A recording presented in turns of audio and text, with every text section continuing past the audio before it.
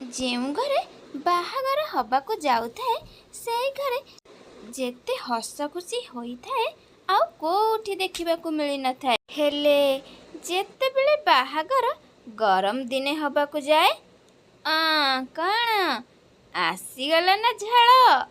ଯଦି ଗରମରେ ବାହାଘର କଥା ଉଠେ ତ ବାଜା ବାଣ ନୁହେଁ, ଗରମରେ ଗାଧୋଇବା କଥା ଆଉ ମେକଅପ୍ ଖରାପ ହେଇଯିବାର କଥା ମନକୁ ଆସିଯାଇଥାଏ।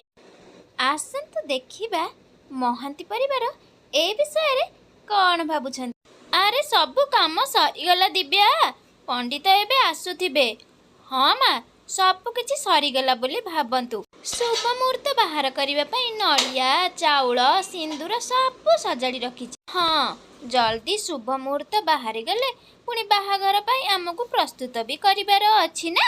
ହଁ ମା, ମୁଁ ତ ସେ ଭାରିବାଲା ଲେହେଙ୍ଗା ମୋ ପାଇଁ ଦେଖିଛି, ପୁରା ଶରୀରରେ କାମ ହେଇଛି। ଆରେ ହଁ, ମୁଁ ନା ସିଲ୍କ ଶାଢ଼ୀ ପିନ୍ଧିବି ବୋଲି ଭାବିଛି।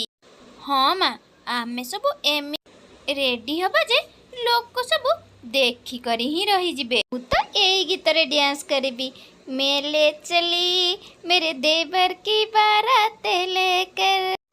ମା, ମା, ପଣ୍ଡିତ ଆସିଗଲେଣି। ହଁ ହଁ, ଆସୁଛି। ଆକାଶକୁ ବି ଡାକିଦେ। ହେଇ ଆକାଶ ତ ଆସିଗଲାଣି। ପଣ୍ଡିତେ ଆଜ୍ଞା, ଆସନ୍ତୁ ଆସନ୍ତୁ, ନମସ୍କାର। ଆମେ ସବୁ ତ ଆପଣଙ୍କୁ ଅପେକ୍ଷା କରିଥିଲୁ। ହଁ, ଆପଣଙ୍କର ତ ଦୁଇ କଲ୍ ଆସିଯାଇଥିଲା, ସେଥିପାଇଁ ମୁଁ ବୁଝି ସାରିଥିଲି ଆପଣମାନେ କେତେ ଜଲ୍ଦି ଅଛନ୍ତି। ପୁଅର ବାହାଘର ଯେହେତୁ ପୁଅର ମା ବ୍ୟସ୍ତ ହବ ହିଁ ହବ ପଣ୍ଡିତ ଆଜ୍ଞା। ହଁ, ବିଲକୁଲ ଠିକ୍ କଥା କହିଛ। ପଣ୍ଡିତେ ଆଜ୍ଞା, ଗୋଟେ ଭଲ ଶୁଭ ମୁହୂର୍ତ୍ତଟେ ବାହାର କରନ୍ତୁ। ଦେଖନ୍ତୁ ଆଜ୍ଞା, କଥା କିଛି ଏମିତି, ପିଙ୍କି ଆଉ ଆକାଶର କୁଣ୍ଡଳୀରେ ଏମିତି କିଛି ଯୋଗ ଅଛି କି ତାଙ୍କର ସମ୍ପର୍କ ଯେତେ ଶୀଘ୍ର ବାନ୍ଧି ହେଇଯିବ ତ ସେତେ ଭଲ। ସେଥିପାଇଁ ଆସନ୍ତା ମାସର 6 ତାରିଖଟା ସବୁଠାରୁ ଭଲ ଦିନ। ଆପଣ ସେଇ ତାରିଖରେ ହିଁ ତାଙ୍କର ସମ୍ପର୍କ ବାନ୍ଧି ଦିଅନ୍ତୁ। କ'ଣ ଆର ମାସରେ, ମାନେ ମେ ମାସରେ? ଆଜ୍ଞା ଭଉଣୀ, ଏଇ ଦିନଟା ତାଙ୍କ ପାଇଁ ଶୁଭ ଦେଖଉଛି। ଯେତେ ଲେଟ୍ ହବ ତାଙ୍କ ପାଇଁ ସେତେ କ୍ଷତିକାରକ ହେବ। ହଉ ଠିକ୍ ଅଛି ପଣ୍ଡିତେ ଆଜ୍ଞା, ଆପଣ ଯେମିତି କହିବେ। ମେ ମାସର ନାଁ ଶୁଣି ସମସ୍ତଙ୍କ ଆଖି ବଡ଼ ବଡ଼ ହେଇ ରହିଗଲା। ସମସ୍ତେ ବାହାଘର ବିଷୟରେ ଚିନ୍ତା କରିବେ କ'ଣ? ମେ ମାସର ଗରମ କଥା ଚିନ୍ତା କରି ସମସ୍ତେ ଅସ୍ତବ୍ୟସ୍ତ ହୋଇ ପଡ଼ିଲେ। ମା, ମୁଁ ଏବେ ମୋର ଭାରିବାଲା ଲେହେଙ୍ଗା କ'ଣ ପିନ୍ଧିବି ଭାବିକି ହିଁ ମୋତେ ଗରମ ଲାଗିଲାଣି। ହଁ, ସିଲ୍କ ଶାଢ଼ୀ, ମେକଅପ୍, ଡ୍ୟାନ୍ସ ଏସବୁ କେମିତି କରିବ ଗରମରେ? ନାଇଁ ବାବା, ମୋତେ ତ ଏ ଗରମରେ ବାହା ହେବାର ହିଁ ନାହିଁ। ମୋ କଥା ଛାଡ଼, ଏସବୁ କଥା ଯେତେବେଳେ ପିଙ୍କି ଶୁଣିବ ସିଏ ତ ଆହୁରି ରାଗିଯିବ। ଏତେ ଭାରି ଲେହେଙ୍ଗା, ପୁଣି ସେଥିରେ ହୋମ, ଝାଳ ଆଉ ଏତେ ସାରା ଗେଷ୍ଟ ପୁଣି। ଆରେ ନାଇଁ ଭାଇ, ତମେ କିଛି ବି କରିକି ଏଇ ଶୁଭ ମୁହୂର୍ତ୍ତଟାକୁ ଘୁଞ୍ଚେଇ ଦିଅ ପ୍ଲିଜ୍ ମା। ଆରେ ତମେ ମାନେ କ'ଣ ଶୁଣିଲନି କି? ପଣ୍ଡିତଜୀ କହିଲେ କି ଏଇ ଦିନଟି ହେଉଛି ଶୁଭ ମୁହୂର୍ତ୍ତ, ଆଉ ଆଗକୁ ଯଦି ହବ ତାହେଲେ କିଛି ଭଲ ହିଁ ହେବ ନାହିଁ ବୋଲି। ଆରେ ଭାଇ, ତମେ କିଛି ବୁଝୁନ କାହିଁକି ଯେ? ଦିଲ୍ଲୀରେ ଏତେ ଗରମ ଯେ ନିଶ୍ୱାସ ନେବା ବି କଷ୍ଟ, ସେଥିରେ ପୁଣି ତୁମେ ମାନେ ମୋର ବାହାଘର କରଉଛ। ମା, ଆପଣ ହିଁ କିଛି କର ନା। ହଁ, ମୁଁ କିଛି କରୁଛି। ଆରେ ତୁ କ'ଣ? ଆମେ ବି ଏ ଗରମରେ ତୋର ବାହାଘର କରିବାକୁ ଚାହୁଁନୁ। କେତେ ସ୍ୱପ୍ନ ଦେଖିଥିଲି ମୁଁ ତମ ବାହାଘରକୁ ନେଇ, ଲେହେଙ୍ଗା ପିନ୍ଧିବି, ଡ୍ୟାନ୍ସ କରିବି ଆଉ ବହୁତ ମଜା କରିବି। ହେଲେ ସବୁ ସ୍ୱପ୍ନ ଏଇ ଝାଳରେ ହିଁ ବୋହିଯିବ ବୋଲି ଲାଗୁଛି। ଆରେ ନାଇଁ ଭାଉଜ, ତମେ ଏମିତି କୁହନି। ମୋର ସାହସ ହିଁ ହଉନି ପିଙ୍କିକି କହିବାକୁ କି ଆମର ବାହାଘର ଏଇ ଗରମରେ ହଉଛି। ଆରେ ନାଇଁ କହିଲି ନା, ଭାବୁଛି ମୁଁ, କିଛି ସମୟ ମୋତେ ଦିଅ। ଯେଉଁ ଘରେ କିଛି ସମୟ ପୂର୍ବରୁ ବାହାଘରକୁ ନେଇ ଏତେ ଖୁସି ଥିଲେ କି ଏଇଟା କରିବେ, ସେଇଟା କରିବେ, ଏମିତି ଡ୍ୟାନ୍ସ କରିବେ, ସେମିତି ପିନ୍ଧିବେ, ମେ ମାସରେ ବାହାଘର ଶୁଣି ସମସ୍ତଙ୍କର ମୁହଁର ହାଲତ ହିଁ ବିଗିଡ଼ି ଯାଇଥିଲା। ଏବେ ସମସ୍ତଙ୍କର ଗୋଟିଏ ଚିନ୍ତା ଥିଲା ଏ ମୁହୂର୍ତ୍ତକୁ କେମିତି ବଦଳେଇ ଦିଆଯିବ ବୋଲି। ମା, ମୁଁ ଗୋଟେ କାମ କରୁଛି, କମ୍ପ୍ୟୁଟରକୁ ପଚାରି ଦେଉଛି କି ଏଇ ଦିନ ଛଡ଼ା ଆଉ କିଛି ଶୁଭ ମୁହୂର୍ତ୍ତ ଅଛି କି ନାହିଁ ବୋଲି। ହଁ ହଁ, ଏଇଟା ଠିକ୍ ହିଁ ରହିବ। ଏମିତି ବି ଆଜିକାଲି ସବୁ କୁଣ୍ଡଲି ଶୁଭ ମୁହୂର୍ତ୍ତ କମ୍ପ୍ୟୁଟରରେ ହିଁ ଦେଖି ଦେଉଛନ୍ତି। ଦେଖ ଦେଖ, କାଳେ ଗୋଟେ ଭଲ ମୁହୂର୍ତ୍ତ ହିଁ ମିଳିଯିବ। ହଁ ହଁ, ତାହେଲେ ଯାଇ ଆମେ ପଣ୍ଡିତକୁ କହିପାରିବା କି ଏଇ ଦିନରେ ନ କରି ଏ ଦିନରେ କର ବୋଲି। ହଁ ହଁ, ଯଦି ଏମିତି କିଛି ହେଲା ତାହେଲେ ଆମର ସବୁ ପ୍ରୋବ୍ଲେମ୍ ଦୂର ହେଇଯିବ। ହଁ ହଁ, ମୁଁ ଏବେ ଦେଖୁଛି। ଆରେ କ'ଣ ହେଲା? କିଛି ଭଲ ମୁହୂର୍ତ୍ତ ଆଉ ଭଲ ଦିନ ମିଳିଲା କି? ଭାଇ, ଏଥିରେ ବି ସେଇଆ ଲେଖା ଅଛି କି ଯଦି ଏଇ ତାରିଖରେ କୌଣସି ସମ୍ପର୍କ ଗଢ଼ିବ ତ ଜୀବନ ସୁଖମୟ ହେବ। ତେଣୁ ଏ ତାରିଖକୁ କେବେ ବି ହାତରୁ ଛାଡ଼ିବାକୁ ଦିଅନି। ଏବେ କ'ଣ ହବ? କିଛି ତ ଏମିତି ଥିବ କି ଏ ସମୟକୁ ଆମେ ବଦଳେଇ ଦେଇପାରିବା। ଆରେ କମ୍ପ୍ୟୁଟର ଯଦି ଏଇଆ କହୁଛି ତାହେଲେ ଆମକୁ ଏଇ କଥାକୁ ମାନି ନେବାକୁ ହିଁ ପଡ଼ିବ। ନାଇଁ ମା, ପ୍ଲିଜ୍, ଗରମରେ ତ ମୁଁ ପୁରା ତରଳି ଯିବି ଏଇ ରୀତିନୀତି ସବୁ କରି କରି। ତମେ କିଛି କର ମା, ପ୍ଲିଜ୍। ଆଚ୍ଛା ମା, ଆମ ଗାଁରେ ଯେଉଁ ପଣ୍ଡିତ ଅଛନ୍ତି ତାଙ୍କୁ କଲ୍ କରିକି ପଚାରିବା, କାଳେ କିଛି ଅଲଗା ଦିନ ମିଳିଯିବ। ହଁ ହଁ, ଆରେ ଠିକ୍ କହିଛୁ। ଦେଲୁ ମୁଁ ଫୋନ୍ଟା କରେ। କାବେରୀ ତାଙ୍କ ଗାଁର ପଣ୍ଡିତଙ୍କ ପାଖକୁ ଫୋନ୍ ଲଗେଇଲେ ଆଉ ଗୋଟିଏ ଶୁଭ ମୁହୂର୍ତ୍ତ ବାହାର କରିବା ପାଇଁ ତାଙ୍କୁ କହିଲେ। ଆଉ ସମସ୍ତେ ତ ଏମିତି କାବେରୀଙ୍କୁ ଚାହିଁ ରହିଥିଲେ ଯେମିତିକି ଭାରତ ପାକିସ୍ତାନ ମ୍ୟାଚ୍ର ରେଜଲ୍ଟ ଆସିବାର ଅଛି। ହଁ, ଜୟ ଜଗନ୍ନାଥ ପଣ୍ଡିତ ଆଜ୍ଞା। ଆରେ ମା, ଏସବୁ ଛାଡ଼ ନା, ପଚାର କେବେ ଶୁଭ ମୁହୂର୍ତ୍ତ ଅଛି।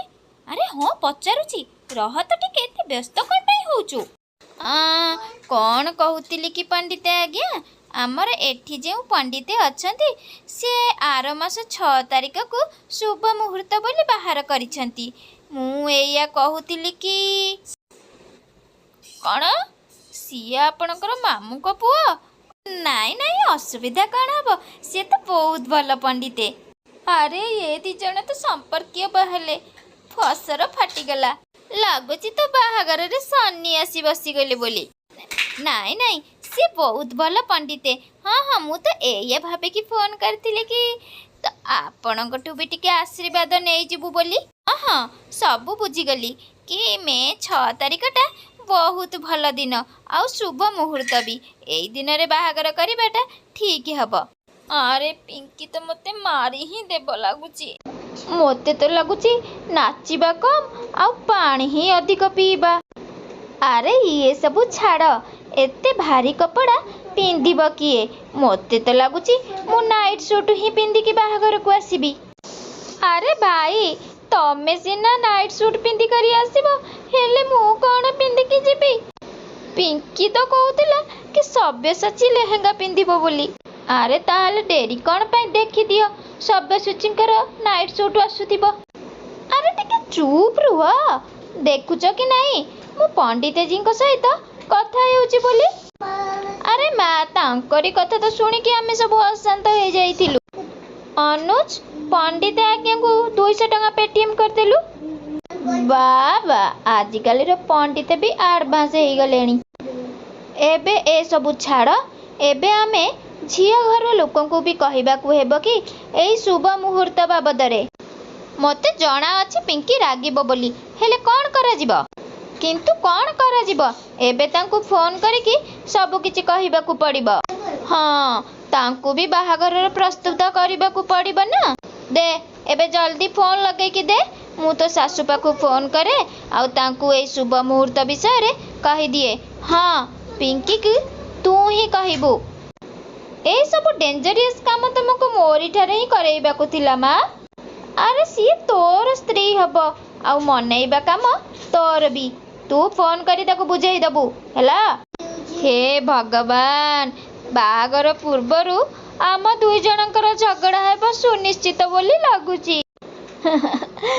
ମହାନ୍ତି ଫ୍ୟାମିଲିର ଲକ୍ଷେ ଉଦ୍ୟମ ସତ୍ତ୍ୱେ ମଧ୍ୟ କୌଣସି ସମାଧାନ ହେଇପାରିଲା ନାହିଁ।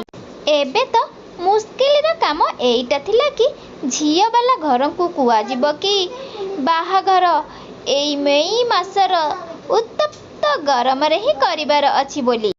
अरे प्रणाम प्रणाम समुदुणी, आमे तो तुमर ही फोन को अपेक्षा करिथिल। हाँ हाँ हाँ, जेमिति ही पंडित आज्ञा गले तो मु भाबिली फोन करिकी शुभ मुहूर्त विषय रे कहबी बोली। हाँ कुहतु ना, केबे शुभ मुहूर्त बाहरिला बोली? हाँ बस एबे नगद करिबा। एबे नगद? मु किछि बुझी पारिलिनी समुदुणी। बस आर मासरे ही समुदुणी। कौन आर मासरे? माने मे मासरे? हाँ पंडिते आज्ञा कहिले कि जदि एई मुहूर्त रे बाहाघर करा जिवो तो पिलामानंकर जीवन सुखमय हेबो बोली। सेथिपाई ये सबू तो ठीक अछि समुदुणी, हेले आम फैमिली रे तो अधे गेस्ट दिल्ली रो एते गरम शुणी कि आसीबे ही नाही। अवस्था आमर ही सेया समुदुणी, हेले कौन करा जिवो? पंडिते आज्ञा मानु नाहंती कि अलगा किछि मुहूर्त भी बाहरुनी। अरे आमे तो भाबितिलु केते कौन करिउ बोली, हळदी करिबू मेहंदी करिबू, हेले लागुची सबू गेस्ट आसी फुल पार्टी रे बसिबे, से पुणी नाइट सूट पिंदी करी। अरे समुदुणी सबुठारु अधिक तो पिंकी ही रागी जीव, काईकि ना ताकू गरम रे जिबाकू पसंद तो हुआनी, एमिति रे तार ही बाहागर हेबो। एबे आपण ही बुझांतु पिंकी को समुदुणी, आमे तो आम तरफरु बहुत सारा उद्यम करूचु कि ए बाहागर केमिति आउ किछि दिन पर हेउ बोली। ठीक अछि समुदुणी, तुमको ना शुभ मुहूर्तर स्वागत। हाँ हाँ तुमको भी। अरे एमिति केमिति मुहूर्त बाहरला, पिंकी को किए संभालिबो? एबे तो समस्तଙ୍କୁ पूरा पूरी भाबरे जना पड़ी जाइछि कि बाहाघर मे मासर एई टाण खरारे हब बोली। किंतु एबे भी बाकी अछंती जिए कि बाहाघर विषय रे जानि नाहंती, आउ सिए हेउचंती हमर हबाकु थिबा बहु पिंकी मैडम को। आउ जाहाकू कहिबा पाई आकाश साहस जुटौथिला। अरे 2 घंटा हेलानी हाथ रे फोन टा धरी छिड़ा हेचु, फोन टा लगौनु कोन पाई? अरे हाँ आकाश, पिंकी को भी मुहूर्त विषय रे जणैबा दरकार कि नहीं? जल्दी लगाओ फोन। देख भाई, गोटे पाखरे कुआ अछि, आउ गोटे पाखरे गात अछि, डेइबाकू तोते ही पड़िबो। एबे फोन लगेई दे, आमे समस्ते तो सहित अछु। अरे कौन साथी रे अछ भाई? जदि एमिति कथा तो आपण निजे ही फोन लगेई दउ नाहंती। अरे आकाश, पिंकी तोर हबाकू थिबा स्त्री, आउ तू तार जत्न नेबा जरूरी, सेथिपाई आमे तो सहित अछु। एमिति काई कहून कहिलो मा कि से जलमुखी आपण गो ऊपर पडु बोली, सेथिपाई तमे मते आगकू करि दउछ। अरे आकाश, तमे तो पिंकी सहित बाहागर हेबाकू जाउछ, तमकू जदि एते डर लागुची भाब तो ताकू केते राग आसीबो। काहेकि ना से 20 किलो ओजन रो लेहेंगा, सेथिरे पुणी 12 किलो रो मेकअप लगे कि झाड़ रे केमिति बुड़ीबे बोली। हाँ भाउज, एया भाबी भाबी करी तो मते कांत आसुची, माने दया आसुची पिंकी ऊपरे। हेले जहा भी हो, बाहागर तो हबाकू पड़िबो ना। चल चल मो धनटा परा फोन करी दे चा।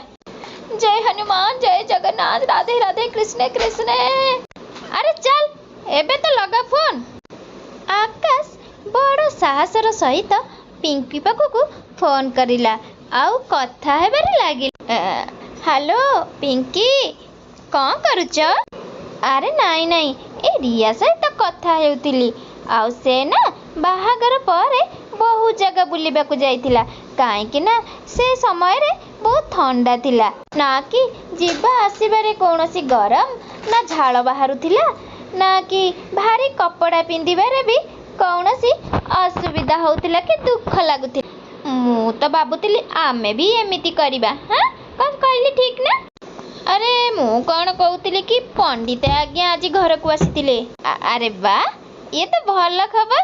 हाँ जल्दी जल्दी कुह ना केबे आमर शुभ मुहूर्त बाहरला?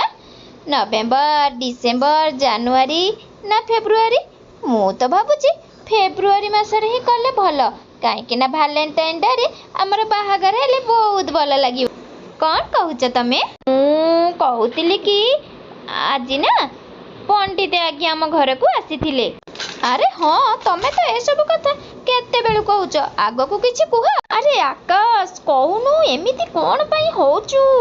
अरे कौन हैला तम आख पाखरे किए अछंती ना कौन? अरे मु कौन कहूली कि आज पंडित आज्ञा आम घर को आसी। हाँ आसी। अरे आग को तो किछि कुह।